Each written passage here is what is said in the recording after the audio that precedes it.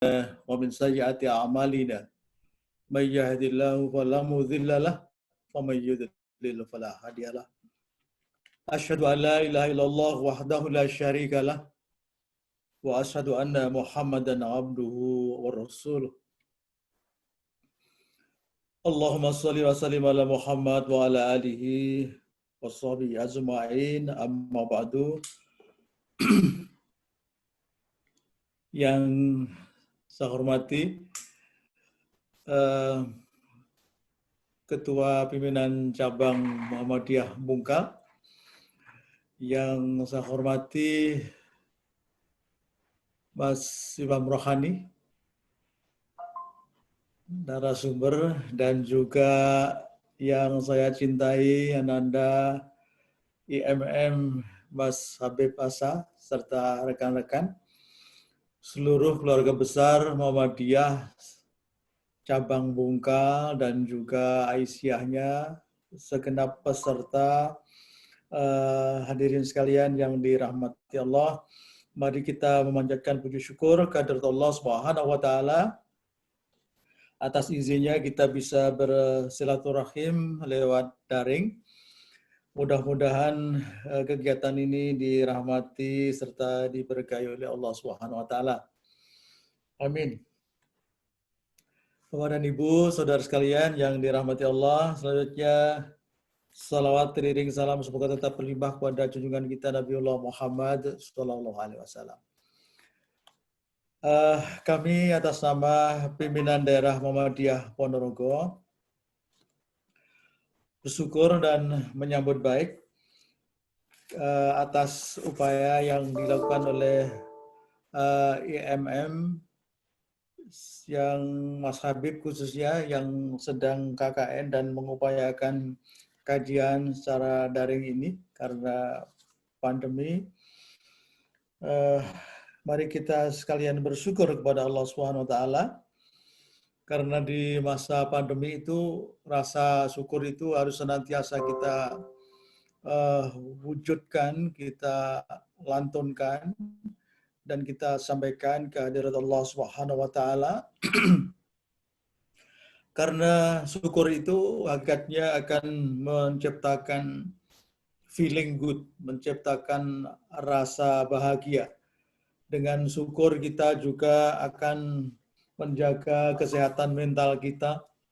Dengan syukur kita sekalian akan bertambah kesejahteraannya.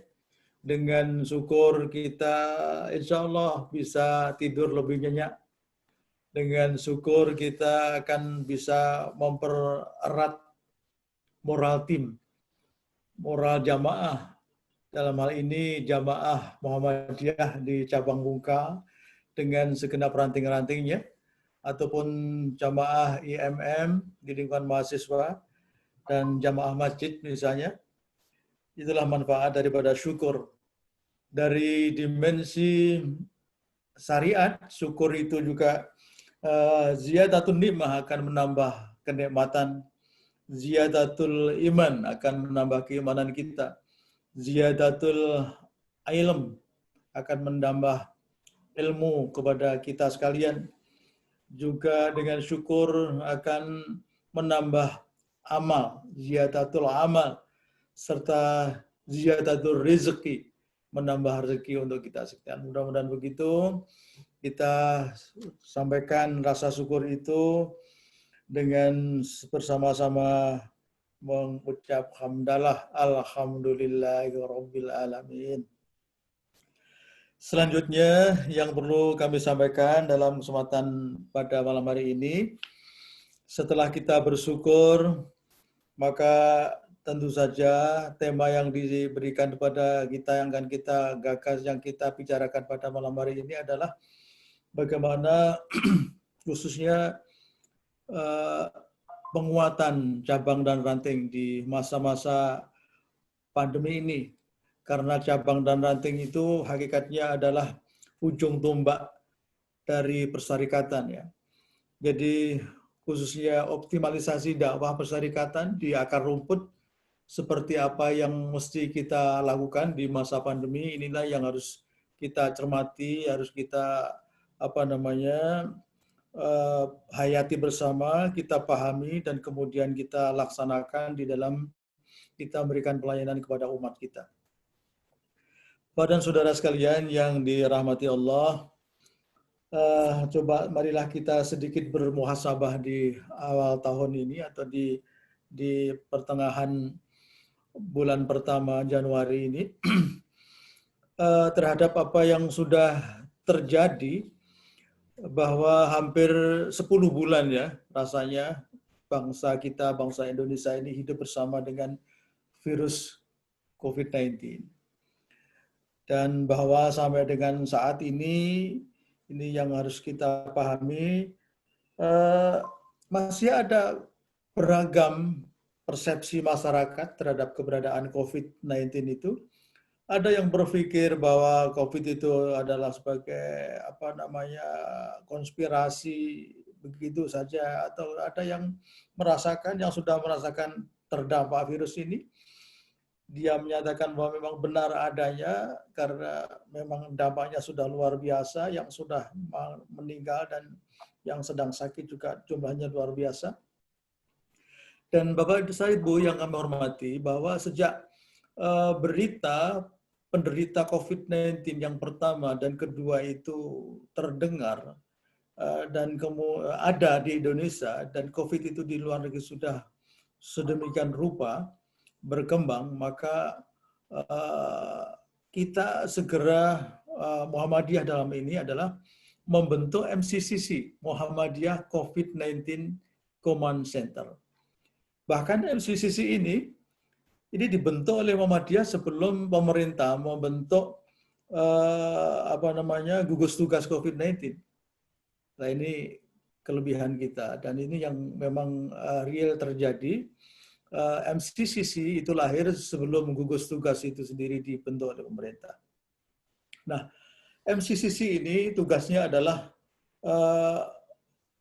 merupakan sebagai wadah untuk ikhtiar Muhammadiyah untuk mengatasi mewabahnya virus corona COVID-19 ini di Indonesia. Dan kita masuk di tahun 2021 ini, hal yang mesti kita pahami semua, saya kira semangat agilitas. Agilitas itu adalah kemampuan untuk merubah atau mengubah diri sebagai respon terhadap perubahan, terhadap tantangan yang ada di sekitar kita. Pertama, kita harus gesit secara intelektual, sejauh mana pemikiran kita menerima perubahan-perubahan yang terjadi di masyarakat akibat pandemi ini. Yang kedua, kita juga harus gesit secara emosional, kemampuan membangun hubungan intern ataupun ekstern atau dengan pihak yang lain, dengan pihak pemerintah dan sebagainya. Ini adalah sebuah keniscayaan. Dan yang tidak kalah pentingnya, gesit secara fisik, olah fisiknya kita harus gesit, atau yang disebut dengan physical equality, atau kemampuan seseorang untuk melakukan olah fisik, mempunyai kelenturan tubuh, mampu melakukan berbagai macam kegiatan fisik secara mandiri. Kemandirian kita khususnya dalam menghadapi pandemi ini yang dituntut ya. Pada saudara yang dirahmati Allah, sebagaimana disampaikan oleh Mas Habib tadi, bahwa secara nasional Muhammadiyah sudah memberikan tuntunan, memberikan pedoman bagaimana kita menghadapi COVID-19 ini. Dan pedoman-pedoman yang sudah dibahas oleh Majelis Tarjih dan Tajid Pimpinan Pusat terkait bagaimana kita harus beribadah selama pandemi ini, ketika kita berpuasa, melaksanakan tarawih, ketika kita melaksanakan sholat Idul Fitri, sholat Jumat, dan sholat-sholat wajib yang lainnya di masjid, sampai dengan masalah-masalah bagaimana kita seharusnya berdakwah, bagaimana kemudian melakukan tanggap bencana pandemi ini, semuanya sudah ada petunjuk dan pedomannya yang dibuat oleh pimpinan pusat. Semuanya sudah di breakdown secara hierarkis sampai dengan wilayah, sampai dengan daerah, sampai cabang dan ranting. daerah sudah kita berkali-kali rapat koordinasi dengan cabang. Kita minta untuk di breakdown sampai dengan ranting dan masjid-masjid kita, dan itu yang sudah kita lakukan ya. Saya kira sebelum ke hal teknis, hal yang pertama sebagai warga Muhammadiyah ketika menghadapi musibah ini, saya kira kita harus berpedoman dengan apa yang sudah ditunjukkan oleh Allah di dalam Al-Quran surah Az-Zumar ayat 38. Kul hasbiyallah alaihi yatawakkalul mutawakkalun. Katakanlah cukuplah Allah bagiku, kepadanya lah bertawakal orang-orang yang berserah diri.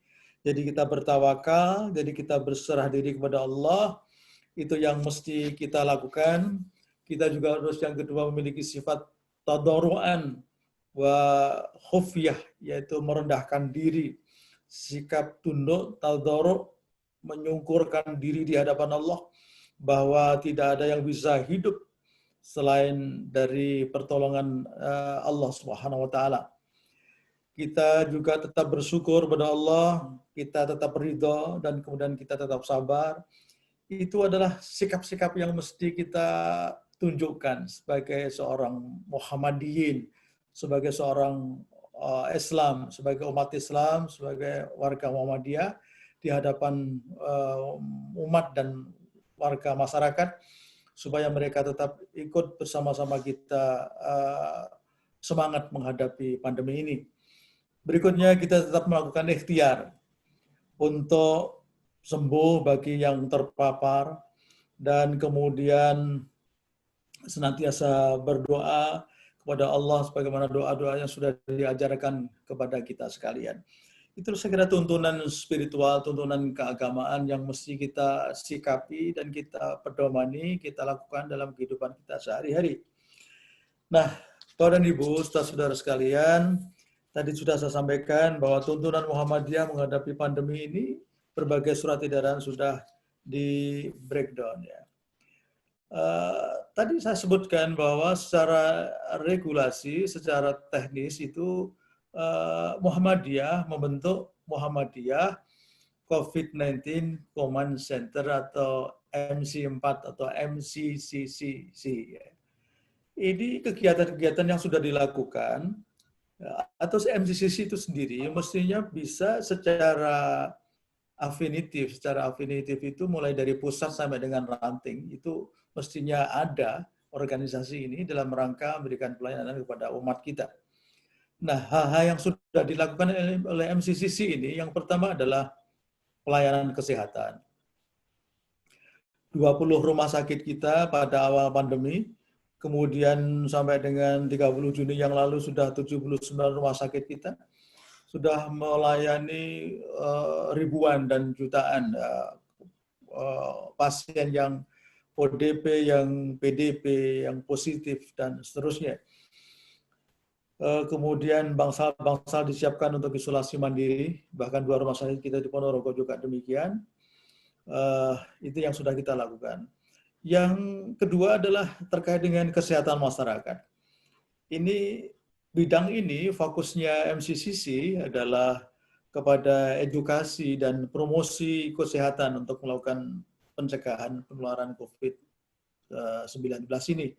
Sampai dengan saat sekarang ini, mengantisipasi risiko diri sedini mungkin, yaitu dengan menerapkan testing, tracing, dan treatment, dites, tracing itu ditelusuri penularannya dari mana, apa yang menjadi penyebabnya dan seterusnya, dan kemudian dilakukan tindakan-tindakan yang mestinya dilakukan tindakan untuk pasien COVID bagi yang sudah terpapar COVID-19. Bagi kita yang masih sehat, maka 3M itu senantiasa mencuci tangan, kemudian memakai masker dan menjaga jarak di berbagai tempat dan menghindari kerumunan dan seterusnya, itu merupakan sebuah keniscayaan. Itu adalah protokol-protokol yang mesti diedukasikan pada masyarakat. Dan ini tidak menjadi tugas dari MCCC daerah, tapi juga teman-teman dari pimpinan cabang, Pak Jarwo dan teman-teman, dan juga anak-anak muda, IMM dan angkatan muda yang lain, ini harus senantiasa mengedukasi masyarakat. Termasuk takmir-takmir masjid, kita harapkan bisa mengedukasi jamaahnya sedemikian rupa. Ini menyangkut kesehatan masyarakat. Satu hal yang penting telah dicanangkan oleh Muhammadiyah dalam ini adalah MCCC, yaitu ketahanan pangan. Ketahanan pangan, lumbung pangan, kita ciptakan lumbung pangan, mestinya ini bisa berbasis kepada jamaah masjid-masjid kita. MCCC bekerja sama dengan Lazismu sudah melakukan kegiatan ini sedemikian rupa, khususnya menyantuni mereka-mereka yang terdampak, khususnya guru-guru honorer kita yang bekerja sebagai guru di sekolah-sekolah kita. Kemudian juga masyarakat-masyarakat di pinggiran, tapi mungkin barangkali belum sampai ke Bungkal gitu Pak Jarwo ya. Insya Allah untuk Bungkal sudah bisa di cover oleh teman-teman Bungkal sendiri, mudah-mudahan begitu. Ini terkait dengan ketahanan pangan. Kemudian yang keempat adalah penggalangan dana, melakukan advokasi dan komunikasi ya. Ini sampai dengan 30 Juni yang lalu sudah 113 miliar yang dihimpun dari perguruan tinggi Muhammadiyah se-Indonesia. Sekarang mungkin sudah mendekati beberapa triliun begitu ya, menurut laporan terakhir itu ya.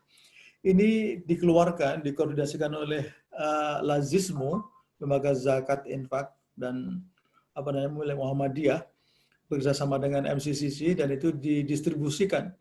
Itu bisa untuk membantu mahasiswa dan pelajar-pelajar kita untuk tetap bisa belajar secara daring dengan bantuan pulsa dan sebagainya.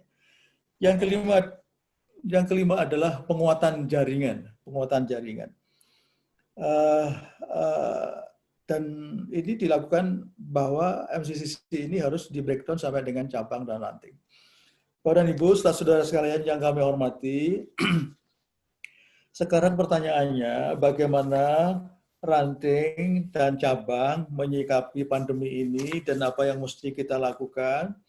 Kita sangat menyadari bahwa cabang dan ranting itu sebagai ujung tombak dari Perserikatan Muhammadiyah di akar rumput.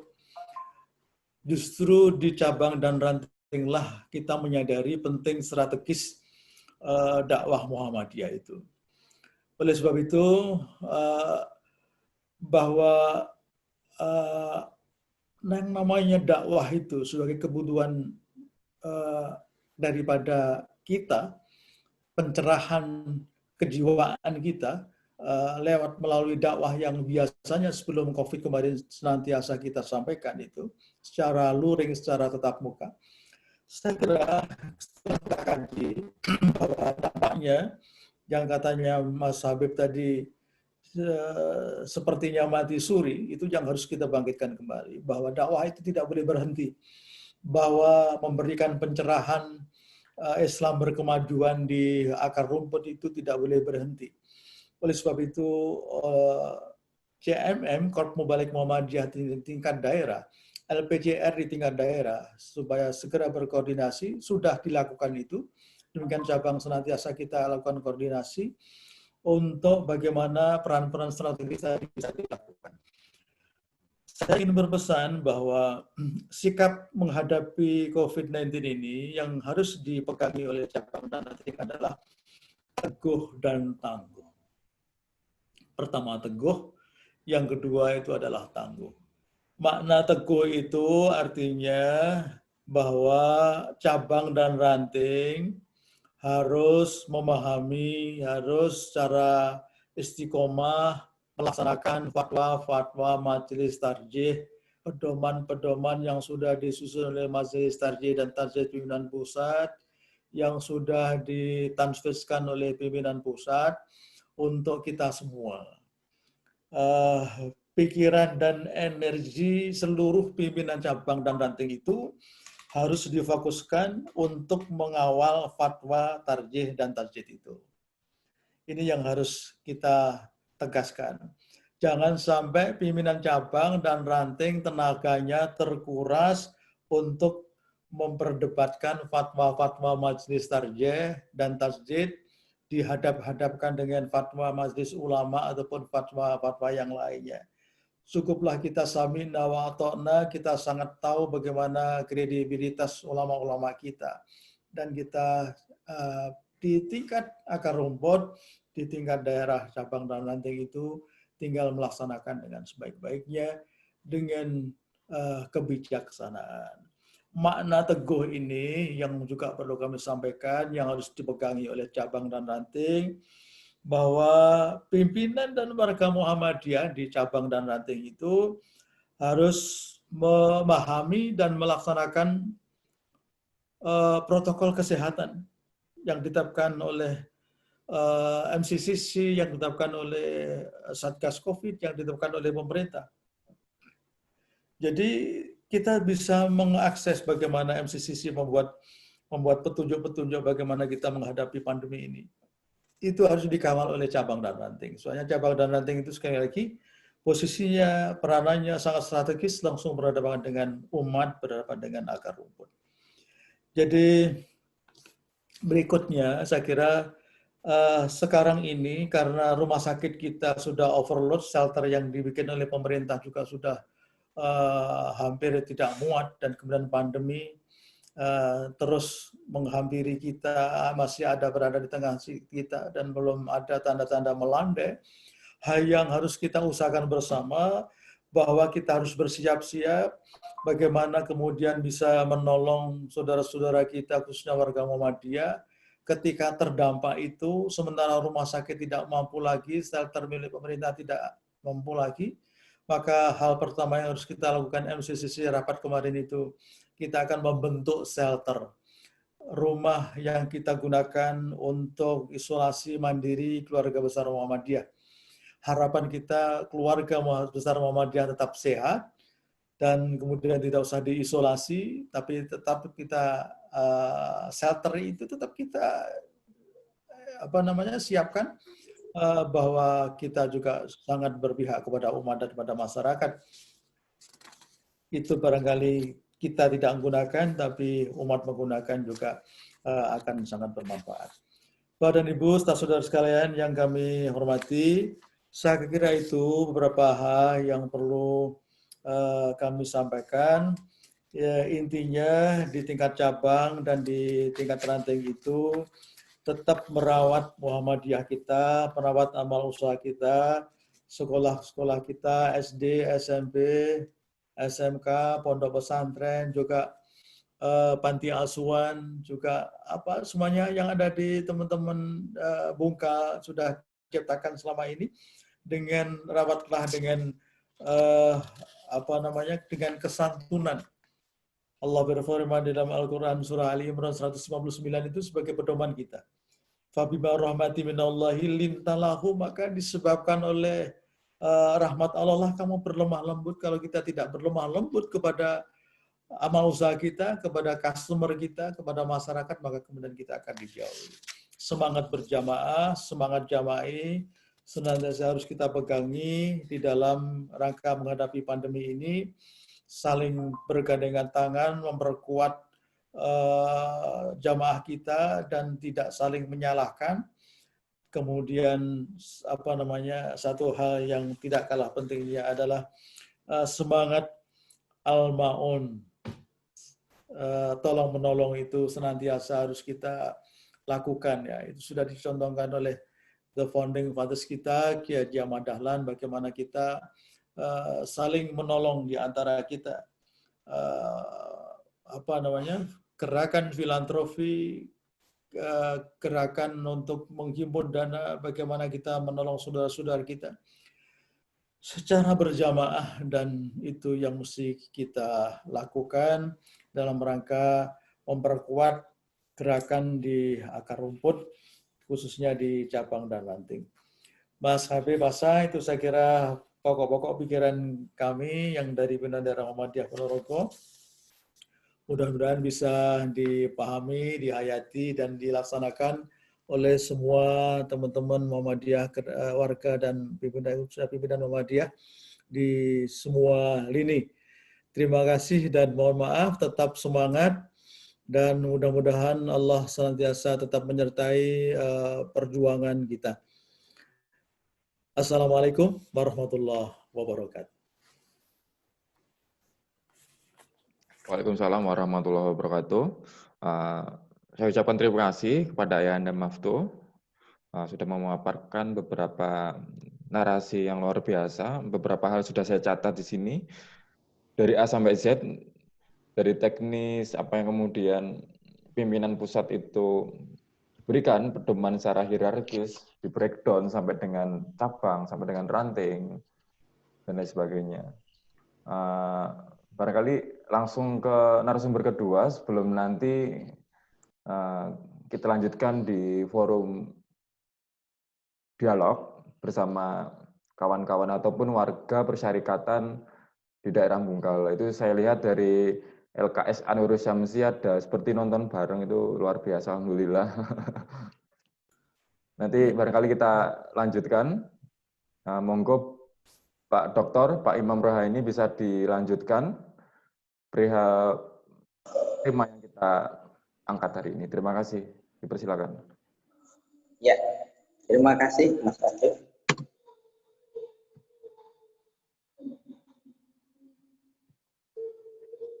Bismillahirrahmanirrahim. Assalamualaikum warahmatullahi wabarakatuh.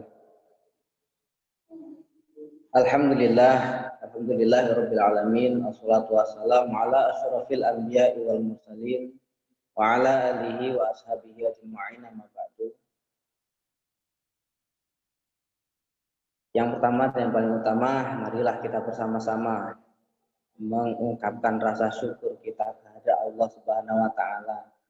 Pada kesempatan malam hari ini, alhamdulillah kita semuanya diberikan ketenangan, kesehatan. Ya alhamdulillah, untuk tema kali ini terkait dengan pandemi Covid dan Muhammadiyah, kita semuanya di sini khususnya diberikan kesehatan oleh Allah Subhanahu wa taala. Shalawat wassalam mudah-mudahan senantiasa terlimpahkan pada Nabi Muhammad SAW. Mudah-mudahan kelak kita semuanya mendapatkan syafaatnya pada yaumul qiyamah. Amin ya rabbal alamin. Untuk yang selanjutnya, ini menindaklanjuti dari program mahasiswa KKN dari KKN Mandiri ya 2020, Mas Habib Asa. Oke.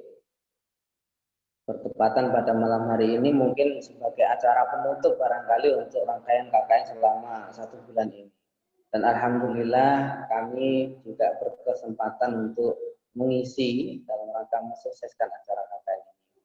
Yang pertama, sebelum pada yang selanjutnya, tentunya kita mengingat termasuk berbelasungkawa atas musibah-musibah yang melanda Indonesia, tidak hanya COVID-19 yang menelan banyak korban, tapi juga beberapa peristiwa yang mutakhir ini. Setidaknya ada peristiwa kecelakaan pesawat, termasuk juga banjir di Sulawesi Barat atau gempa bumi itu yang di Sulawesi Barat, nah, di Kalimantan Selatan dan longsor di Sumedang dan sebagainya. Itu tentunya menambah duka kita sebagai warga Muhammadiyah dan khususnya adalah dan umumnya adalah sebagai warga negara Indonesia. Semua mereka beragama Islam dan mereka semuanya adalah saudara-saudara kita.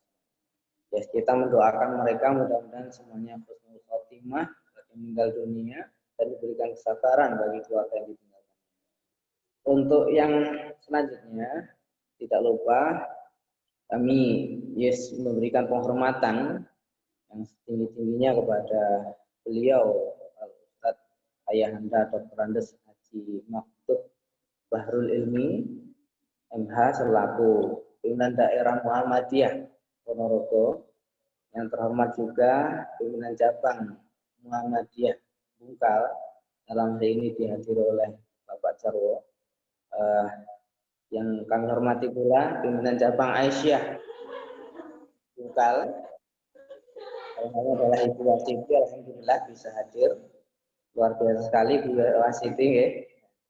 Nah, terus yang kami banggakan peserta KKN tentunya, Mas Habib, Asa, dalam hal ini termasuk Mbak Mita ya.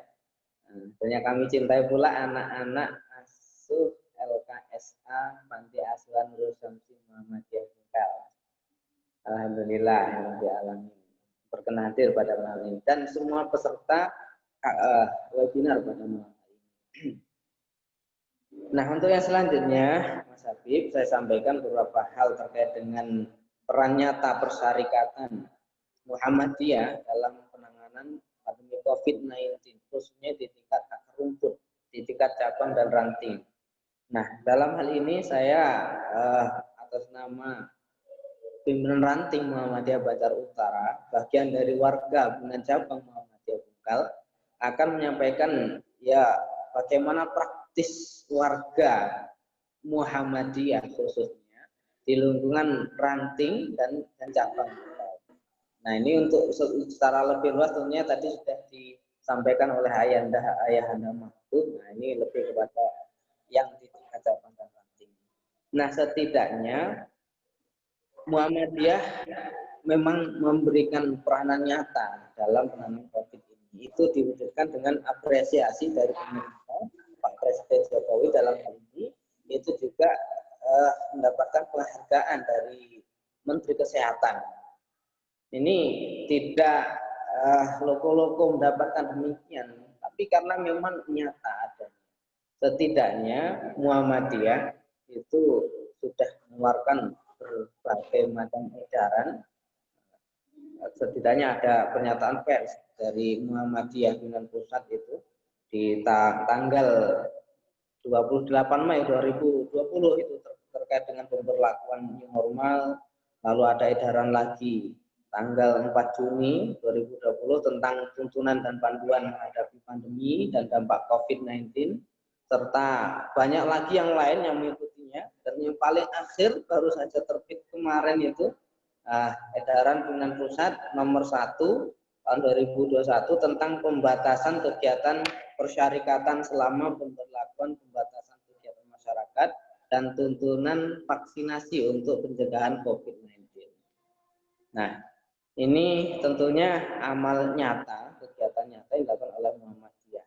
Selain tadi, Ayahanda Mahfud juga menyampaikan di tingkat pusat sampai dengan daerah itu dibentuk satu kelembagaan yang dinamakan Muhammadiyah COVID-19 Command Center atau MCCC.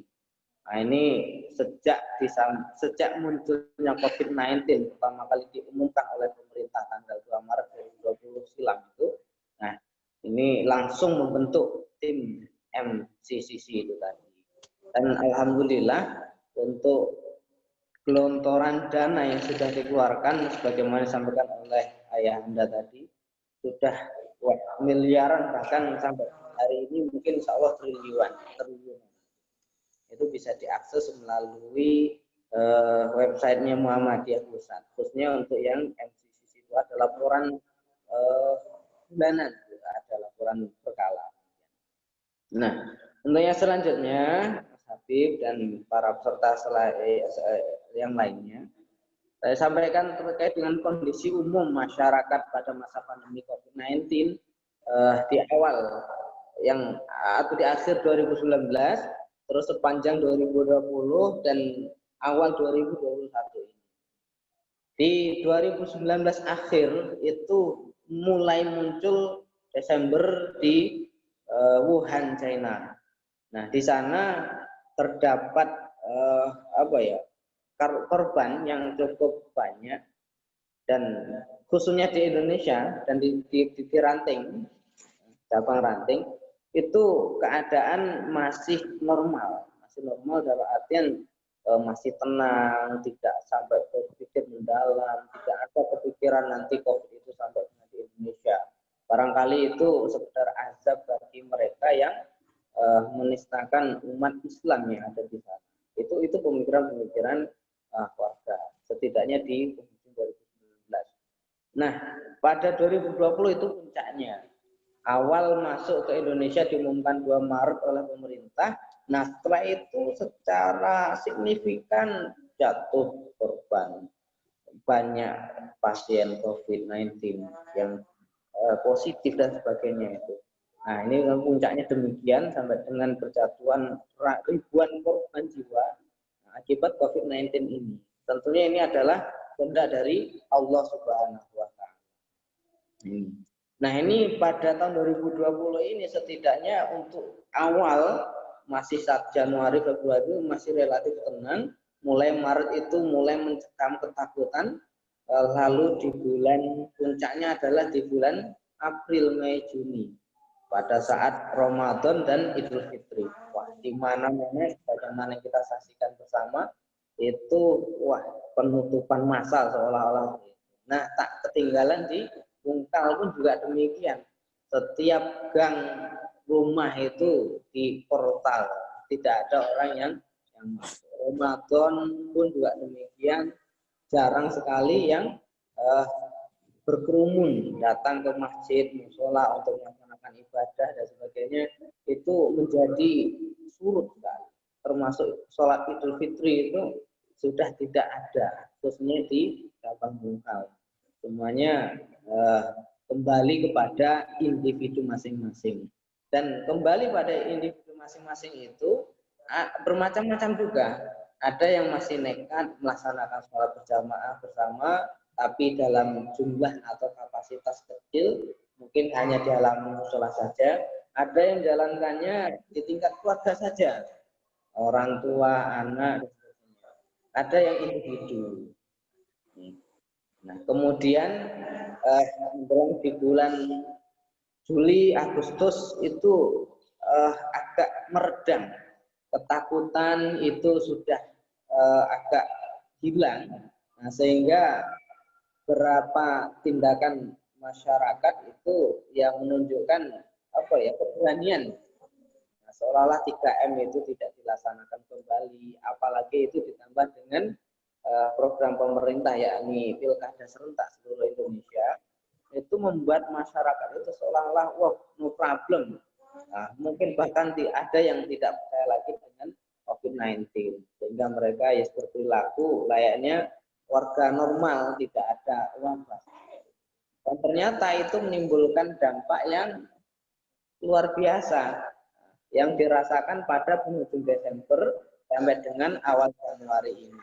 Bagaimana kita ketahui bersama, ternyata yang terpapar COVID-19 itu ada peningkatan di tingkat nasional maupun di tingkat daerah. Bahkan termasuk di tingkat cabang dan ranting pun terdapat peningkatan yang cukup signifikan. Dan korban hilang nyawa itu juga kita lihat signifikan, ada terus adanya peningkatan. Nah, ini setidaknya gambaran yang ada di daerah Bungkal seperti itu. Nah, kita menginjak pada yang ketiga, peran Persyarikatan Muhammadiyah dalam membantu pemerintah menangani COVID-19 di tingkat cabang dan ranting. Nah, bagaimana cabang dan ranting itu menangani? Tadi sudah disinggung oleh Ayahanda Maftuh. Nah, setidaknya cabang itu harus paham, harus istiqomah, harus menghafal fatwa, tarjih dan tajdid. Nah, jangan sampai nanti sibuk dengan debat. Nah, harus paham dengan protokol kesehatan dan sebagainya. Nah, ini tentunya juga diterapkan di tingkat cabang dan ranting. Nah, untuk Bungkal sendiri setidaknya ada beberapa hal yang warga Muhammadiyah lakukan dalam rangka penanganan. Ini terlepas dari skala nasional, yang skala nasional ini setidaknya dapat kita ketahui oleh Falahuddin dalam artikel jurnalnya Respon Muhammadiyah menghadapi COVID-19 itu diterbitkan di Jurnal Ma'arif volume 15 nomor 1 tahun 2020. Nah, di sana peran Muhammadiyah setidaknya satu, mengefektifkan social distance at-taba'ud al-ijtima dengan beberapa hal secara nasional ya. Kita tahu kemarin membatalkan agenda strategis Muhammadiyah. Nah, di sana ada dari cabang ya Muscab sampai dengan di tingkat pusat itu gagal semuanya. Nah, Kemudian yang kedua merekayasa teknis pelaksana ibadah mahdhah. Nah, itu diwujudkan dalam bentuk edaran-edaran oleh Majelis Tabligh dan Tarjih. Nah, itu diterjemahkan oleh warga Muhammadiyah di tingkat cabang dan ranting. Nah, kemudian juga mendirikan MCCC itu tadi, dan yang ketiga bersinergi dengan pemerintah dan semua kalangan. Nah, ini ternyata alhamdulillah dapat berjalan juga pada tingkat cabang dan ranting. Hanya saja untuk yang poin tentu, misalkan MCCC itu hanya dibentuk paling rendah di tingkat daerah, sehingga kita tidak memiliki badan atau lembaga yang khususnya adalah MCCC di tingkat cabang dan ranting. Nah, setidaknya di tingkat cabang dan ranting kita mengadakan beberapa agenda. Yang pertama terkait dengan yang terlepas dari yang poin-poin yang disampaikan di artikel tersebut. Nah, majelis online yang kita lakukan pada malam hari ini juga termasuk salah satu bentuk agenda kegiatan dalam rangka mengantisipasi penyebaran COVID-19.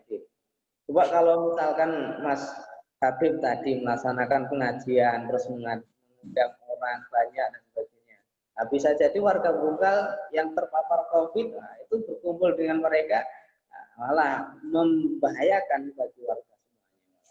Dan alhamdulillah ini kita dapat melaksanakan majelis online yang ini langsung dihadiri oleh Ayahanda Makhdum sebagai pimpinan daerah.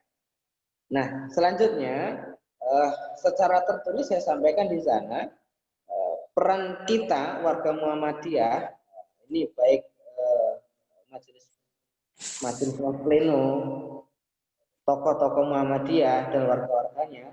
Nah, setidaknya ada yang pertama adalah mengedukasi masyarakat. Nah, edukasi masyarakat ini baik berupa melalui mimbar-mimbar khutbah, kultum, pengajian rutin, arisan dan sebagainya, itu dimanfaatkan untuk menyosialisasikan bagaimana COVID-19 itu, bagaimana cara penanganannya dan sebagainya. Nah, setidaknya saya juga melakukan hal itu. Mohon maaf ini Mas Anu ya. Saya selain sebagai pimpinan ranting Muhammadiyah Makassar Utara, untuk yang di tingkat cabang masuk sebagai sekretaris Majelis Tabligh, Majelis Tabligh pimpinan cabang. Nah, di pemuda termasuk sebagai ketua pemuda Muhammadiyah tingkat cabang Bungkal.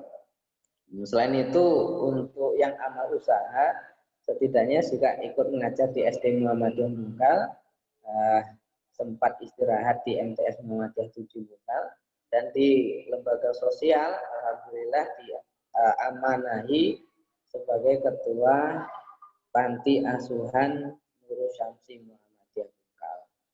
Nah, khususnya di ranting di sini alhamdulillah untuk beberapa pengajian ibu-ibu misalkan arisan ada beberapa tempat itu kami dalam hal ini juga mengedukasi warga, mengingatkan. Nah, sebaiknya pada masa wabah seperti ini pengajian arisan kita tunda terlebih dahulu, kita istirahatkan terlebih dahulu. Nah, ini. Namun jauh-jauh hari ketika masih akhir Desember itu kita sudah mensosialisasikan itu, sudah mengedukasi masyarakat terkait dengan munculnya wabah COVID-19 di Wuhan, China. Kemarin kita sosialisasikan, terjadi ini, di mana di China, bagaimana keadaan dan sebagainya, itu kita edukasi warga. Sehingga itu termasuk hal baru bagi mereka ketika itu. Nah, ini suatu hal yang menarik bagi mereka. Ilmu baru tidak. Jadi penyampaian itu tidak hanya sekedar dalail, tapi juga praktek nyata apa yang terjadi itu dihubungkan dengan dalil-dalil yang ada.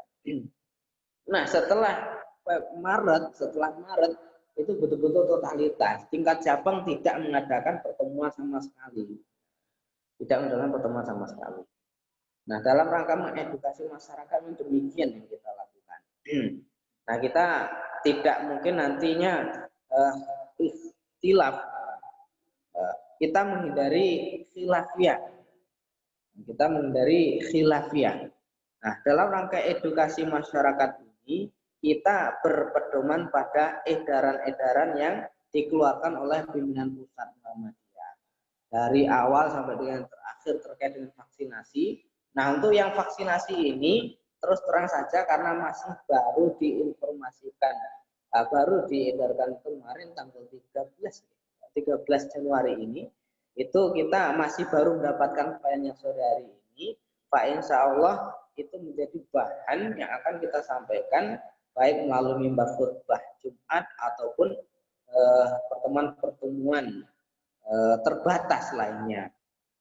Nah, ini sebagai bahan perbincangan nantinya. Bagaimana COVID itu bagi masyarakat. Dan ini saya rasa ini Ustadz Maftuh ya, alhamdulillah peran Muhammadiyah memang demikian. Mengeluarkan fatwa terkait dengan vaksinasi, saya rasa itu adalah momen yang sangat tepat sekali. Karena dalam hal ini sekarang ini posisi masyarakat itu khilafiyah maksudnya. Ada yang mau disuntik dan ada yang menentang untuk disuntik. Nah, sehingga perlu edukasi bagi masyarakat. Kalau tidak diedukasi, barangkali mereka bersikukuh dengan pendapat mereka. Nah, setidaknya dengan fatwa yang dikeluarkan oleh Majelis Tarjih itu menguatkan individu-individu yang ragu terkait dengan kehalalan vaksinasi, kebolehan vaksinasi. Nah, ini alhamdulillah sekali sudah muncul fatwa tarjih, ini menjadi bahan untuk kami mensosialisasikannya, mendakwahkannya di tingkat cabang dan ranting. Itu yang pertama. Yang kedua, mengedukasi amal usaha Muhammadiyah. Terus terang di Muhammadiyah khususnya Bungkal itu terdapat beberapa amal usaha. Di tingkat pendidikan dari TK, playgroup itu Aisyah, alhamdulillah setidaknya ada 5 kalau tidak salah itu. Lalu SD Muhammadiyah 3, ada juga menengah itu SMP Muhammadiyah 5, MTS Muhammadiyah 7, SLTA itu ada MA Muhammadiyah 7. Itu di tingkat pendidikan. Nah, pendidikan ini kita instruksikan, dengan cabang menginstruksikan untuk mengikuti edaran-edaran yang sudah dikeluarkan oleh Majelis Dikdasmen. Nah, kemudian amal usaha yang lain, misalkan di tingkat ekonomi. Nah, itu juga tentunya menerapkan protokol kesehatan sesuai dengan edaran yang berlaku, baik dari Muhammadiyah maupun edaran yang berlaku secara umum. Nah, khususnya di bidang sosial, setidaknya ada panti asuhan di Bungkal ini. Alhamdulillah panti asuhan Muhammadiyah Bungkal ini termasuk mendapatkan juara yang ketiga lomba LKS Ramah Anak se-Ponorogo, di mana juara pertama adalah panti asuhan tunanetra, itu diketuai oleh Bapak Imam siapa? Yaitu. Kemudian yang kedua, juara kedua panti asuhan Beton, Al-Hikmah Beton, Bapak Imam Mujahid. Dan yang ketiga panti asuhan Nurul Syamsi, saya sendiri Imam Rohani. Ini termasuk prestasi di tingkat kabupaten, di mana di Kabupaten Ponorogo ini terdapat kurang lebih 50 lembaga kesejahteraan sosial anak dan orsos. Nah, 3 juara umum diraih oleh panti asuhan Muhammadiyah semuanya. Nah, ini merupakan prestasi dari Muhammadiyah pada masa pandemi seperti ini. Dan tidak lain dan tidak bukan, itu tetap mengindahkan protokol COVID-19. Nah, di tingkat LKSA yang kami bina di Muhammadiyah Bungkal, kita membuat satu buku panduan khusus untuk dijadikan sebagai bahan edukasi anak asuh di dalam panti asuhan. Nah, sehingga di sela waktu-waktu belajar online, anak-anak membaca buku panduan tersebut. Nah, ini supaya sebagai edukasi sekaligus antisipasi bagaimana penanganan COVID-19. Nah, selain itu tentunya warga atau pengurus panti itu juga mengedukasi dalam hal misalkan setiap kali bertemu senantiasa mengingatkan dan sebagainya. Selain itu, alhamdulillah juga pada masa seperti ini kita mengedukasi anak-anak, meningkatkan program semarak literasi, sehingga berhasil menerbitkan satu buku antologi mantun. Nah, ini dalam rangka mengisi kegiatan di masyarakat, di mana ada panti-panti yang lain memulangkan anak-anak mereka. Nah, sementara di sini anak-anak tetap kita jaga dan kita upayakan tetap terus berprestasi. Ini terkait dengan edukasi amal usaha. Selanjutnya yang ketiga, menjalankan edaran dan instruksi pimpinan Pusat Muhammadiyah. Ini yang tadi disinggung oleh Ayahanda Muftu. Dan alhamdulillah Ayahanda, kami meringkas beberapa edaran yang sudah dikeluarkan, setidaknya ada berapa itu? 1, 2, 3, 4, 5, 6. Okay? Itu yang sudah diedarkan oleh pimpinan pusat. Kami menyadari di tingkat cabang ini ya kapasitas kami itu seperti apa tuh ya. Kemampuan SDM di tingkat akar rumput itu dalam hal penanganan itu masih rendah gitu. Sehingga pada tataran teoritis kita hanya sekedar mempelajari saja. Nah, sementara pada tataran praktis kita sebagai warga Muhammadiyah itu menjalankan edaran-edaran yang sudah ditentukan. Dari yang pertama, setidaknya edaran tentang ibadah pada masa COVID-19, itu yang kita dakwahkan kepada masyarakat, bagaimana prakteknya. Lalu tentang soal Idul Fitri, itu pun juga kita praktekkan. Masyarakat itu juga mengikuti himbauan yang ada.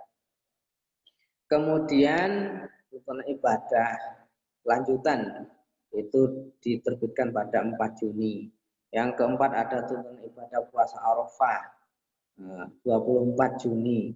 Yang kelima, kewaspadaan, kehati-hatian. Ini dikeluarkan pada 12 September.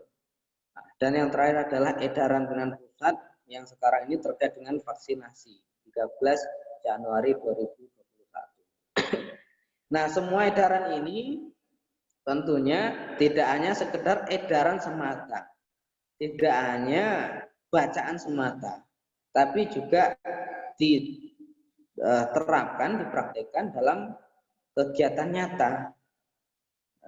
Kalau misalkan edaran vaksinasi nanti, alhamdulillah malam hari ini acara kita double. Nah, selain di sini, juga ada acara dari pimpinan pusat itu terkait dengan membahas vaksinasi juga. Nah, mungkin setelah selesai agenda ini kita beralih pada agenda yang selanjutnya barangkali. Oke. Nah, yang keempat, kita menjadi yang keempat. Menjadi uswah hasanah dengan menyesuaikan antara pernyataan dan perbuatan. Sulit memang, sebagaimana dalil kabur maqtan indallahi an taqulu ma la taf'alun. Nah, ini. Jadi menyesuaikan pernyataan dan perbuatan itu suatu hal yang sulit. Apalagi ini dituntut keistiqomahan. Kita mau keluar setiap saat membawa masker kemanapun pergi, itu harus istiqomah. Nah, ini akan terjadi kendala ketika pergi itu hanya ke sawah saja. Jadi tidak ditemukan setiap petani itu pergi ke sawah kemudian bawa masker itu tidak pernah kita temukan. Nah, ini. Jadi uswah hasanah itu memang penting dan perlu, tapi itu memang berat karena harus menyatukan antara pernyataan dan perbuatan itu harus sinkron. Nah, termasuk agar warga tidak berkumpul, warga Muhammadiyah itu tidak berkumpul menghadiri satu acara tertentu, itu juga berat karena ada hiburan, misalkan kemarin sempat gajah-gajahan, ya sangat menarik warga tentunya. Tapi untuk warga Muhammadiyah khususnya itu seolah-olah kok tidak ada yang berminat. Itu alhamdulillah dari kerumunan. Yang kelima, sifat kita alhamdulillah ya setidaknya ketika tidak ada pembentukan MCCC tingkat cabang, kita mengutus warga Muhammadiyah untuk berperan serta dalam penanganan COVID-19 di tingkat daerah. Setidaknya di tingkat daerah itu ada MCCC, beberapa warga kita ikut rekrutmen, ikut juga menjadi relawan pemakaman jenazah COVID dan sebagainya. Nah, ini. Dan yang keenam, kita tidak memanfaatkan kesempatan dalam kesempitan. Sebagaimana yang kita ketahui bersama, alhamdulillah, ya bantuan dari pemerintah itu cukup melimpah, khususnya untuk warga negara Indonesia, dan tak terkecuali warga Muhammadiyah juga merasakan itu. Nah, semakin mudahnya cara mendapatkan bantuan sosial tersebut, ini terlepas pembicaraan dari bansos yang diambil oleh Mensos itu ya. Nah ini warga kita Muhammadiyah dalam hal ini mencoba untuk menghindari praktik-praktik rakus dalam mendapatkan bantuan sosial. Nah, sebagaimana yang kita ketahui di warga masyarakat itu ada oknum-oknum tertentu yang memanfaatkan hal ini. Karena mungkin mudah, apalagi masanya adalah masa-masa milenial. Nah, dengan syarat hanya mengisi form melalui media online, itu cukup mudah untuk mengunggah, mengisi dan sebagainya, lalu menunggu apakah dapat atau tidak. Lalu ada program bansos lain dalam bentuk lain itu juga diupayakan supaya mendapat. Nah, warga Muhammadiyah diupayakan untuk menghindari yang demikian. Ini adalah satu wujud kerakusan yang sangat jauh dari nilai-nilai ta'awun, yang jauh dari nilai-nilai filantropi yang disampaikan oleh Ayahanda Maftuh tadi. Nah, seharusnya kita semangat al-ma'un, semangat ta'awun, semangat filantropi, tapi di sini ini semangat kerakusan. Kita menghindari itu. Dan alhamdulillah warga Muhammadiyah Pak Insya Allah tidak ada yang bermental rakus seperti itu. Yang ada adalah semangat filantropi yang ada. Dan ini sangat saya rasakan sekali, khususnya anak asuh panti Muhammadiyah di Bungkal ini. Hampir setiap hari, setiap saat itu ada saja orang-orang yang datang untuk sekedar memberikan makan, untuk sekedar memberikan sebagian dari harta mereka, ya uang tunai, kemudian barang-barang dan sebagainya. Ini adalah wujud nyata dari warga Muhammadiyah khususnya dan warga masyarakat pada umumnya. Nah, yang terakhir yang jangan sampai pernah lupa adalah berdoa.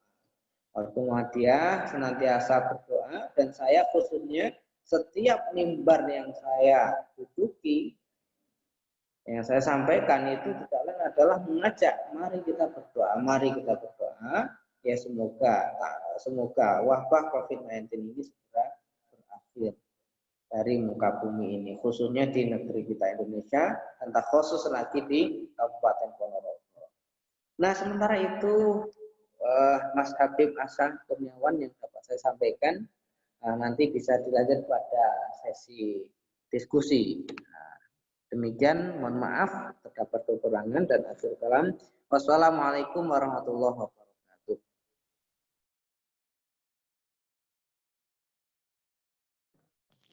Waalaikumsalam warahmatullahi wabarakatuh. Terima kasih Pak Dr. Imam sudah menyampaikan, sudah memaparkan beberapa hal yang kemudian dapat kita pahami.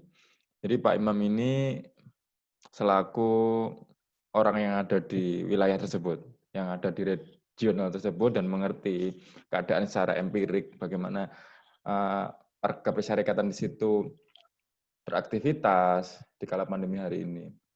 Dan tentu di sini saya lihat juga ada beberapa hadirin peserta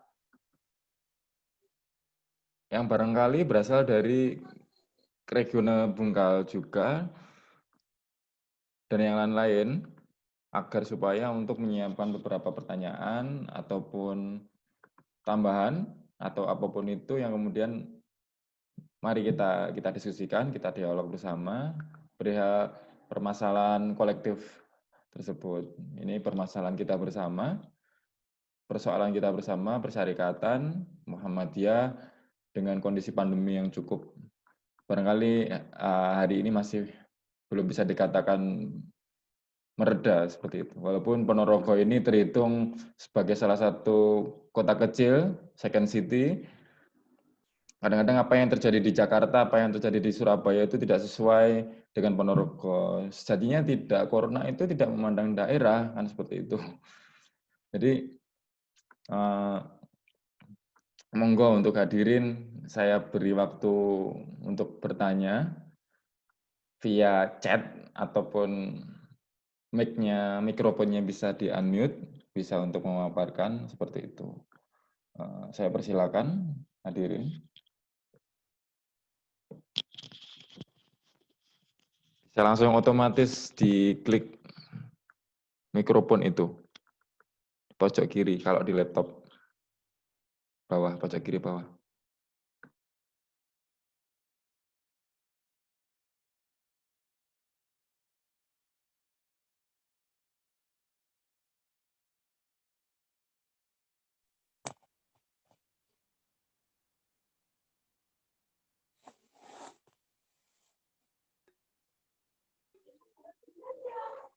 Silakan, Ibu Wasiti ya.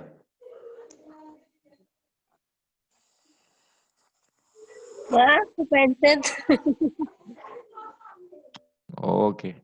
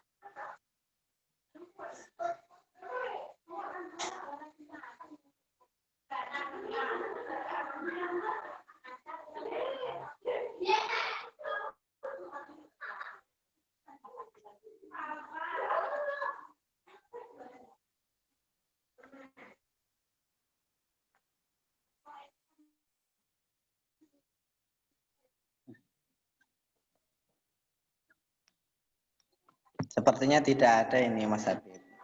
Kalau nggak ada saya yang tanya Pak Imam. Ya, monggo Mas Habib. Mungkin ke Pak Imam dulu, mungkin barangkali nanti Ayahanda Maftuh bisa melanjutkan menjawab atau bagaimana. Mungkin di regional Bungkal sendiri ada beberapa hal teknis ataupun agenda-agenda yang tertunda ya. Entah itu kegiatan rutin atau kegiatan insidental. Nah, dengan persoalan hari ini tentu harus ada formula-formula baru menindaklanjuti. Misalkan saya kasih contoh, setiap pekan itu ada kajian, yang mana kajian itu penting dilaksanakan sebagai salah satu hal, misalkan internalisasi ideologi barangkali kepada warga persyarikatan di muka. Nah, dengan kondisi pandemi, otomatis hal tersebut tidak bisa terlaksana secara maksimal barangkali di masjid atau dan sebagainya. Nah, itu bagaimana ke depan warga persyarikatan Bungkal ini tetap bisa menerima ilmu, bisa menerima hal-hal yang bersifat substansial ya. Tentunya ini tidak boleh dilupakan karena ini hal penting bagi saya, dan kalau kajian pun secara di masjid itu juga masih belum bisa terlaksana secara maksimal, harus ada yang namanya formula khusus. Jadi seperti itu. Mungkin ada yang ditambahkan, silakan untuk peserta yang lain. Terima kasih. Oke. Ya, terima kasih Mas Habib. Terkait dengan beberapa agenda yang tentunya tertunda, baik itu agenda rutin maupun insidental, bagaimana solusinya atau formula yang perlu diadakan.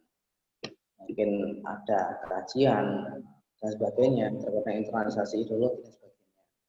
Nah, untuk sementara memang kita vakum tidak melaksanakan kegiatan arisan cabang, baik cabang maupun ranting itu ada yang demikian. Memang demikian, kita belum berani untuk melaksanakan itu. Bahkan untuk KKN Mas Habib dan Mbak Mita itu pun juga tidak diizinkan oleh pimpinan cabang mengadakan pengajian itu. Nah, kecuali online seperti ini diperkenankan. Itu memang betul-betul kita menjaga selama edaran pimpinan pusat itu masih diberlakukan, maka selama itu pula cabang itu konsisten menerjemahkan atau melaksanakan edaran yang diberlakukan itu. Nah, tentunya problem-problem yang muncul itu harus dihadapi, tidak boleh dibiarkan. Nah, apa yang dilaksanakan ketika ada agenda-agenda tertunda? Nah, untuk agenda yang tertunda tentunya melihat situasi dan kondisi. Ada agenda yang tertunda itu memang dari pimpinan pusat dan sampai dengan pimpinan cabang itu mau muscap itu tertunda, maka itu tetap mengikuti pimpinan pusat nantinya. Musda, mundur dan sebagainya itu tidak mungkin muscap tetap dilaksanakan. Nah, itu mengikuti dari pusat. Nah, itu terkait dengan musyawarah tertentu. Nah, terkait dengan yang lain, agenda-agenda rutin misalkan, itu juga biasa dilaksanakan, itu memang betul-betul ditunda. Kalau terkait dengan edukasi masyarakat, alhamdulillah kita memanfaatkan yang namanya media sosial dan media massa. Nah, di cabang ini saya sendiri masuk di berbagai grup, ada 10 grup setidaknya khusus di cabang Bungkas saja. Ini yang terkait dengan Muhammadiyah. Nanti grup AUM, grup pimpinan cabang, grup majelis tabligh, grup panti asuhan, grup SD, belasan. Nah, melalui media itu kita bisa berkomunikasi, kita bisa bermusyawarah, kita bisa menyelesaikan masalah. Namun untuk yang namanya pertemuan kita tetap mengadakan, tapi dengan satu menerapkan protokol kesehatan, yang kedua membatasi jumlah personalia yang datang. Nah, ini untuk yang tingkat amal usaha ya yang saya lakukan di sini. Nah, untuk ranting sampai dengan saat ini Banjar Utara belum berani untuk melakukan tindakan mengumpulkan masyarakat. Pengajian itu belum berani. Ada salah satu ranting yang berani, tapi itu juga sangat terbatas sekali. Nah, kita memaksimalkan media sosial, lalu juga media massa dalam rangka mengedukasi loh. Kalau hanya sekedar edukasi terkait dengan ideologi ataupun edaran, itu sudah mencukupi media sosial tersebut. Nah, semuanya saya rasa memiliki akses internet untuk mendapatkan itu semuanya. Nah, termasuk yang pertemuan yang insidental tersebut kita lakukan dalam kesempatan atau jumlah yang terbatas. Pimpinan cabang itu juga berembuk, itu juga bermusyawarah, namun tidak dalam jumlah banyak. Pimpinan ranting pun juga demikian. Nah, perlu data, perlu ini, perlu itu harus dimusyawarahkan. Tapi cukup melalui media sosial. Nah, panti asuhan yang amal usaha yang saya berkecimpung di dalamnya, nah, ketika diperlukan rapat rutin bulanan, kita ya mengumpulkan pengurus. Nah, kita mengumpulkan pengurus dengan tetap memperhatikan protokol kesehatan, dan kita juga menjaga jarak. Artinya kita juga menyiapkan beberapa hal terkait dengan sanitizer, hand soap dan sebagainya, itu kita cukupi. Nah, kita berpositif tinggi, alhamdulillah, karena memang kita menjaga ya. Anak asuh banyak itu Mas Habib. Anak asuh berjumlah 25 yang putri, 12 yang putra. Itu kalau misalkan naudzubillah salah satu terpapar, itu sangat bahaya sekali. Maka dari itu kita betul-betul menerapkan protokol kesehatan. Masuk keluarnya pengurus di dalam lembaga panti asuhan, kemudian keluarnya anak dari areal panti asuhan, itu betul-betul kita jaga. Kalau dilihat dari pendidikan, misalkan saya di SD, anak-anak betul-betul tidak kita masukkan, tidak kita masukkan. Sempat beberapa kali itu home visit, tapi itu hanya beberapa kali saja, dan itu mendapatkan teguran dan kita langsung menghentikan lagi. Nah, kemudian untuk rapat-rapat kita juga melalui media sosial. Nah, selain itu kita juga bertemu di khususnya guru saja bertemu di lembaga sekolah. Nah, ini saya perhatikan di tingkat TK pun juga demikian. Alhamdulillah anak saya TK, playgroup itu. Nah, itu belum belajarnya juga daring itu di TK Aisyah Bancar itu.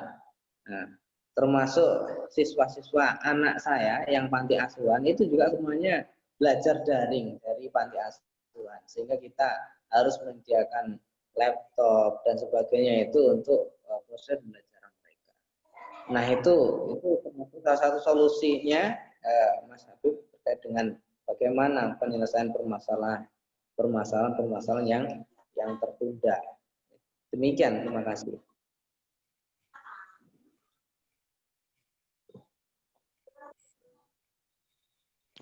Baik, terima kasih Pak Imam, Pak Doktor.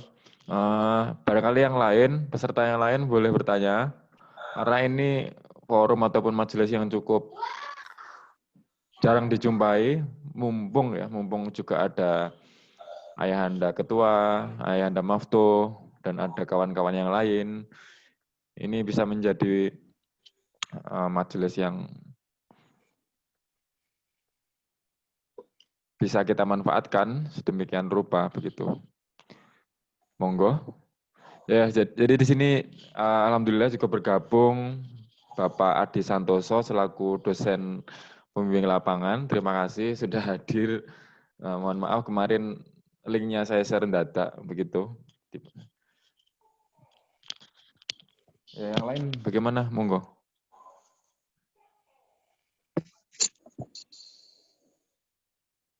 Atau Bapak Adi Santoso selaku dosen pembimbing lapangan punya sesuatu yang ingin disampaikan, ada beberapa hal barangkali, perihal KKN, perihal kondisi KKN Mandiri ini seperti apa, begitu.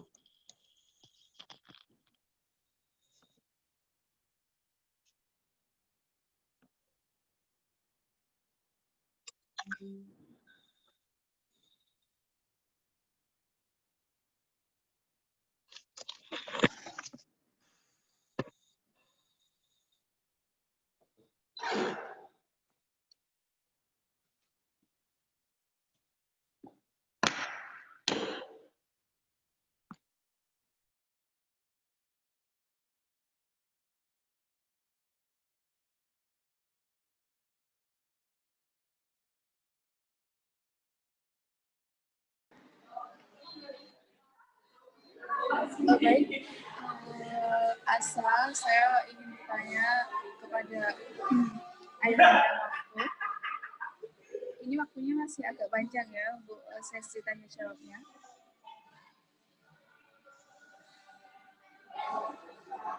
Ya, silakan. Silakan dari mana? Dari mana dan identitasnya begitu.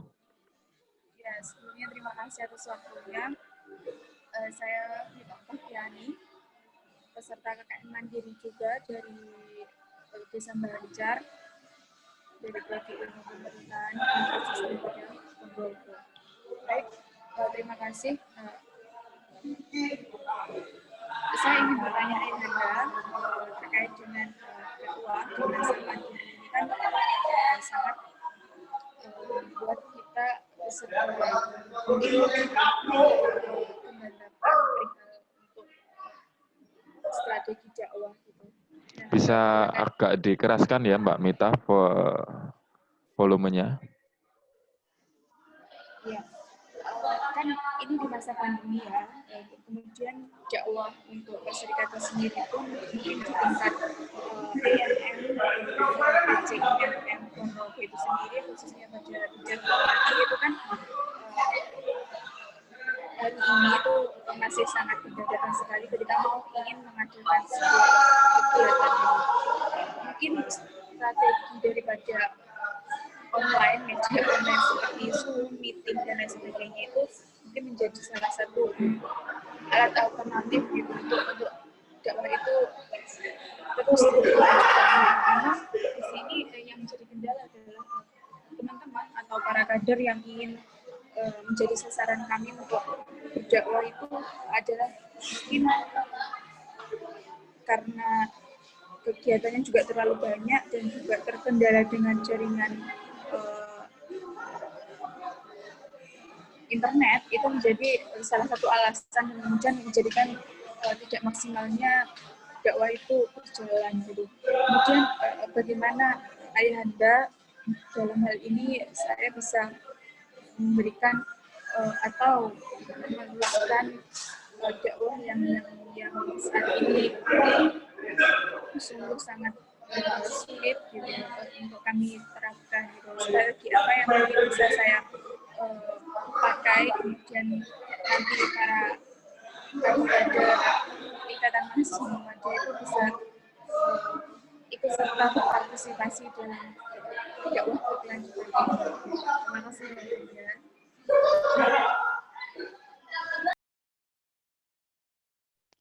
Mungkin saya sedikit menyimpulkan ya, karena suaranya agak rame. Barangkali Ayahanda Maftuh kurang begitu jelas. Yang saya tangkap, nanti kalau keliru mungkin Mbak Mita bisa meluruskan. Strategi dakwah di persyarikatan khususnya di Urtum, mungkin seperti itu ya. Nanti khususnya di MM, di PM ataupun di Hizbul Waton atau yang lain sebagainya itu adalah juga implikasi dari gagasan ini. Karena mau tidak mau proses perkaderan online, perkaderan yang tidak seperti biasanya ini memang mengalami sedikit hal-hal yang bersifat minor seperti itu Pak Mautu. Misalkan dengan kendala-kendala yang bersifat teknis, bersifat misalkan koneksi internet, itu mau tidak mau juga menjadi salah satu variabel yang menjadikan program perkaderan, program dakwah ini tidak berjalan secara maksimal dan optimal. Gitu. Walaupun seringkali kita sedikit naif perihal internet itu sebenarnya. Oh, internet jangan dijadikan sebuah alasan untuk kita tidak melanjutkan hal ini. Loh, tidak. Ini adalah hal teknis yang harusnya selesai di awal. Saya menyikapi seperti itu. Barangkali nanti Ayahanda Maftuh punya sedikit arahan kepada Adinda dan Ananda sekalian di sini. Seperti itu.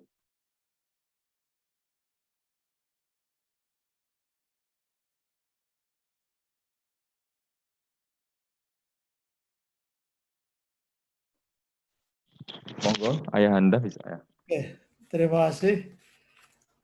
Pertanyaan yang ditujukan ke kami, pimpinan daerah Muhammadiyah Ponorogo. Sebelumnya, saya kira ada kaidah fikih yang mesti kita pegangi. Tidak boleh membahayakan diri dan membahayakan orang lain. La dororo wa la ziroro. Bahwa tidak boleh membahayakan diri dan membahayakan orang lain. Ada kaidah yang lain, darul mafasid muqaddamun ala jalbil masalih, menolak mafsadah itu harus lebih didahulukan daripada mencari kemaslahatan. Ada kaidah yang lain, misalnya al-masyaqqatu tajribu taisyir. Kesulitan itu menyebabkan adanya kemudahan. Ada kaidah yang lain bahwa kebijakan pemimpin atau pemegang otoritas itu khususnya terhadap rakyat, terhadap yang dipimpinnya itu harus mengikuti kemaslahatan. Itu beberapa kaidah fikih yang mendasari tindakan-tindakan kita khususnya di masa pandemi ini.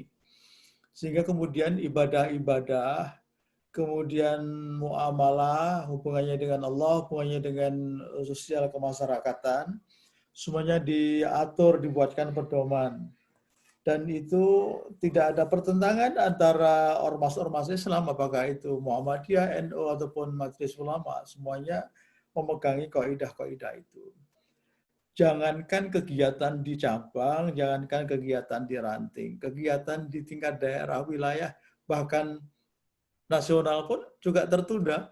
Muktamar yang kita akan gelar pada tanggal 1 sampai 5 Juli yang lalu itu diundur sampai tahun 2022. Bahkan semua tingkatan kita di tingkat semua lini itu wilayah, daerah sampai dengan ranting itu diundur, diperpanjang masa baktinya sampai dengan tahun 2022. Jadi kita mendapatkan bonus masa bakti ya, Pak Rohani.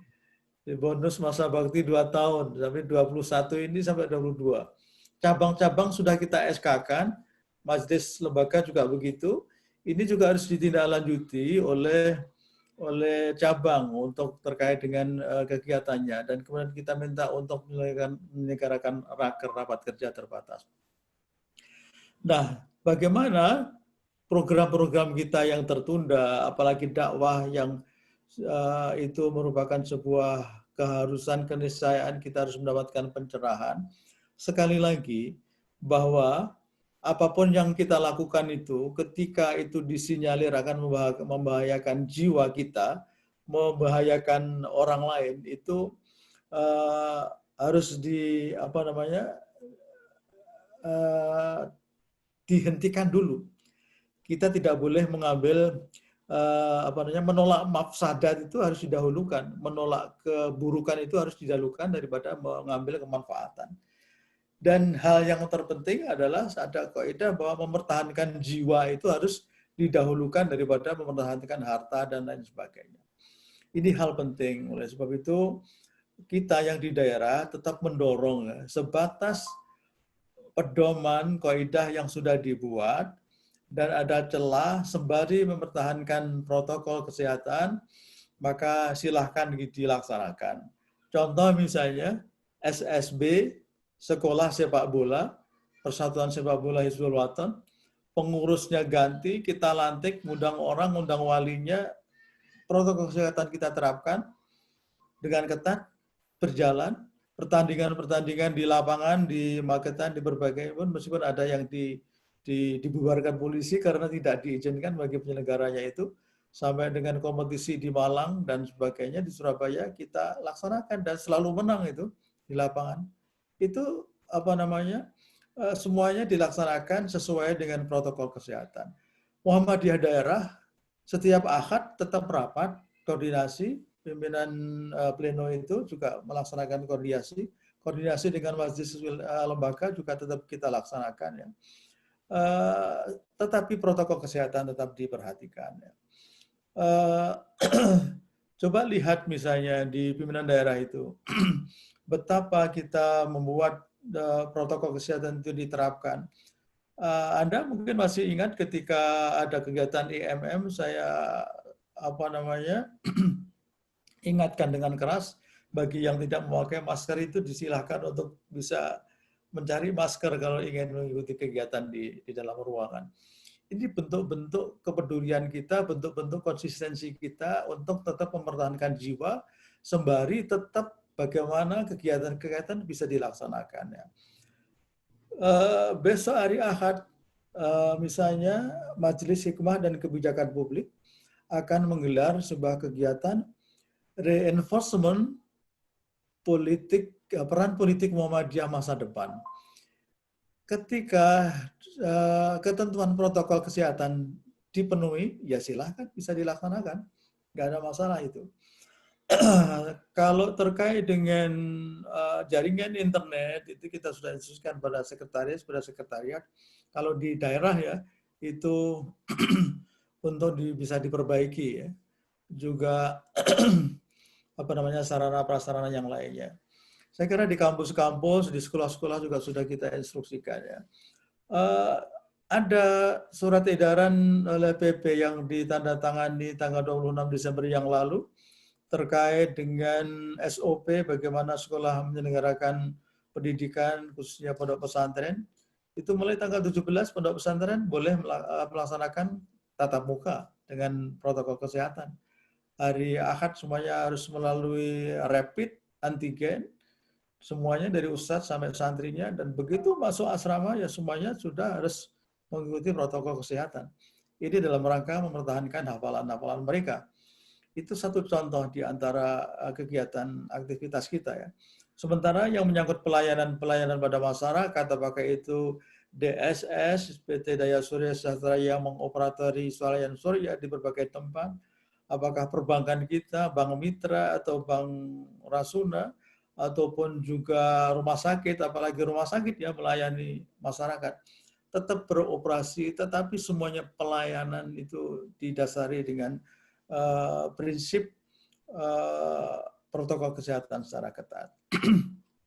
Nah, dalam kesempatan ini barangkali saya ingin menyampaikan bagaimana tentang yang disinggung oleh Pak Dr. Imam Rohani tadi, surat edaran kita tentang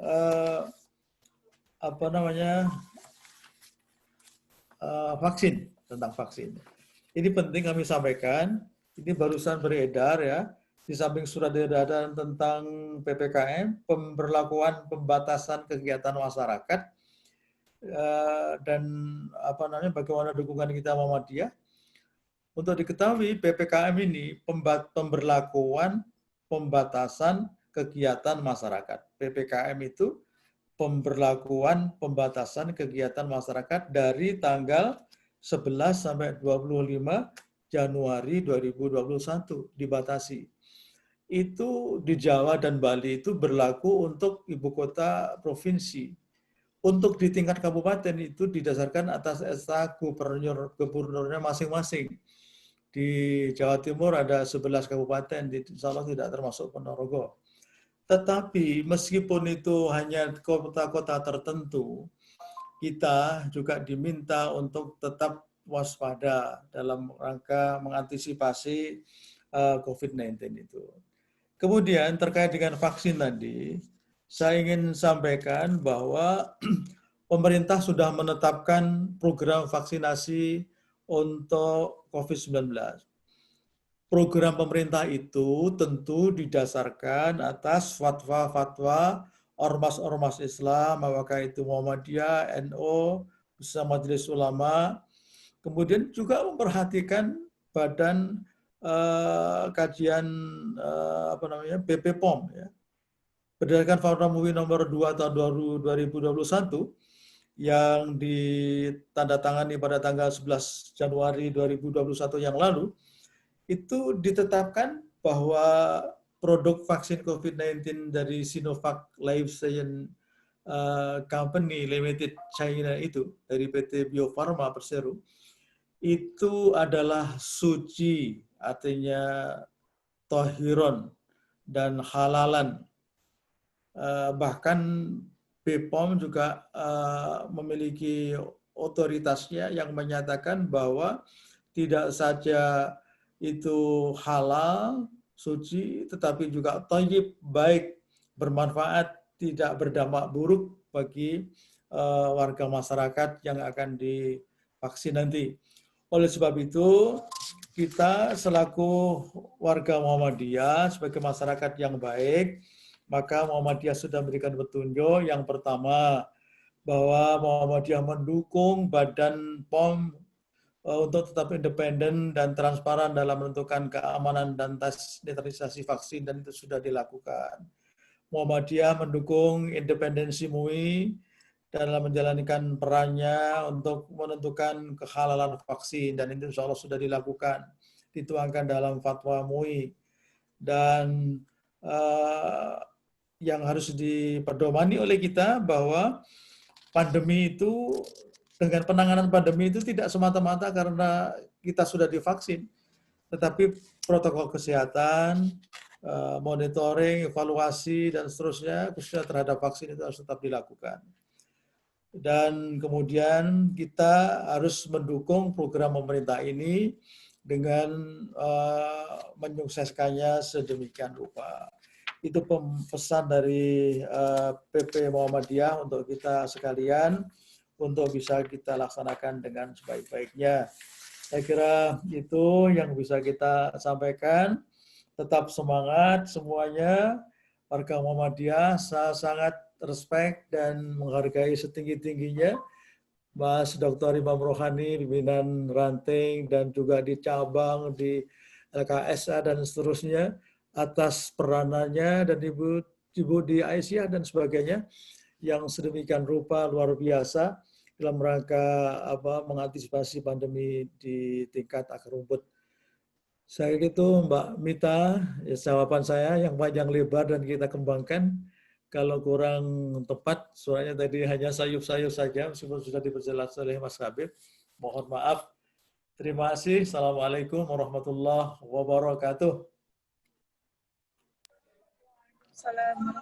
Waalaikumsalam warahmatullahi wabarakatuh. Barangkali ini sudah menginjak pukul 9:30, hampir 9:30 malam.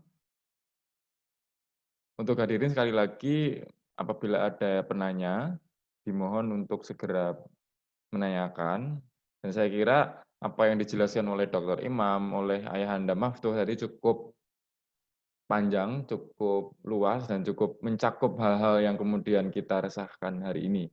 Dan barangkali kalau tidak ada yang bertanya, forum bisa saya akhiri dan sedikit saya simpulkan bahwasanya memang Muhammadiyah dan pandemi, tema besar yang kita angkat pada malam hari ini, Muhammadiyah dan pandemi adalah bagaimana Muhammadiyah menyikapi pandemi ini dengan serius, tidak main-main, dari pusat hingga akar rumput, satu komando dengan pusat, hal-hal bersifat teknis tentang edaran dan kaidah-kaidah itu harus segera dilaksanakan ataupun juga dapat dilaksanakan oleh teman-teman ataupun pimpinan-pimpinan di bawahnya seperti itu ya, dari apalagi dengan adanya Muhammadiyah COVID Command Center, itu adalah seraya bentuk konkret dari Muhammadiyah dalam penanggulangan pandemi COVID-19. Dan selanjutnya, upaya-upaya yang dilakukan oleh Muhammadiyah ini tentu tidak akan berjalan maksimal tanpa adanya gerakan kolektif dari warga persyarikatan di segala lini. Entah di pusat, entah di cabang, entah di daerah, entah di ranting, itu perlu adanya gerakan secara kolektif dengan visi dan persepsi yang sama. Jadi seperti itu, menyoal tentang bahaya pandemi hari ini tanpa menyampingkan proses kaderisasi, proses dakwah, bagaimana dakwah ini kemudian dapat berjalan secara optimal dan sebagainya. Pun di situ ada hal yang bersifat minor, itu perlu kita jadikan muhasabah. Jangan terus hal-hal tersebut menjadikan kita menjadi hal-hal yang bersifat pesimistis, itu yang bukan sifat daripada seorang kader dan warga Muhammadiyah. Jadi cukup sekian apa yang kemudian bisa kita sikapi, kita dialog pada malam hari ini. Saya selaku moderator mohon maaf apabila ada hal-hal yang kurang berkenan pada hadirin sekalian, dan forum yang hanya dihadiri oleh 15. Saya tadi kalau nggak salah LKSA Nuri Syamsi tadi saya hitung hampir 20 lebih. Jadi partisipannya tidak hanya 15, 16, hampir 30 lebih. Jadi seperti itu, terima kasih untuk animo yang ya cukup, walaupun tidak banyak, akan tetapi forum ini berjalan secara maksimal. Seperti itu, barangkali cukup sekian dari saya. Apabila sekali lagi saya mohon maaf dan mohon izin kepada Ayahanda, kepada Ayahanda di PCM, Pak Sujarwo, dan dosen pembimbing lapangan, saya ucapkan terima kasih. Apa yang kemudian kita laksanakan, kuliah kerja nyata KKN Mandiri Unmuh ini juga dapat berjalan sebagaimana mestinya, walaupun tidak berjalan seperti KKN-KKN yang dulu. Itu dengan format yang sedemikian rupa kita sesuaikan dengan kondisi pandemi. Seperti itu, semoga ini menjadi ladang dan amal pahala kita dalam berproses. Nah, cukup. Saya akhiri. Billahi fisabilil haq wastabiqul khairat. Assalamualaikum warahmatullahi wabarakatuh. Waalaikumsalam warahmatullahi wabarakatuh. Ya, Pak Jarwo, jangan lupa hari Ahad ada undangan di BDM ya. Insyaallah, Pak.